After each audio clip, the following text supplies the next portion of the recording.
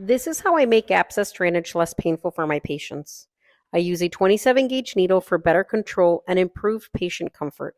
First, I infiltrate very superficially exactly where I plan to make my incision. I stay at the dermal epidermal junction, and I deliver lidocaine slowly as I withdraw the needle. I don't inject directly into the abscess itself.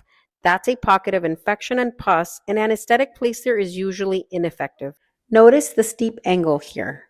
Entering at this angle drives the needle directly into the abscess cavity. Instead, stay superficial, keep the needle almost parallel to the skin and infiltrate within the dermis. This delivers the anesthetic exactly where you'll be making your incision. Next, I perform a modified field block. Instead of injecting all around with multiple punctures, I anesthetize a wider area from a single needle entry point by redirecting within the appropriate tissue plane. I direct the needle to one side and deliver anesthesia. Before withdrawing, I direct toward the center and inject again. Then I redirect to the opposite side and deliver additional anesthesia. Depth of the block depends on the abscess. Superficial collections need superficial spread. Deeper ones require deeper infiltration.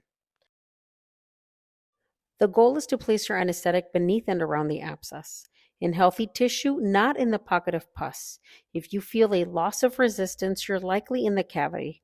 Withdraw slightly and redirect deeper.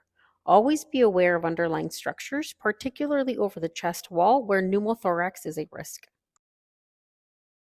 And now the skin is anesthetized and ready for incision, but always test it first.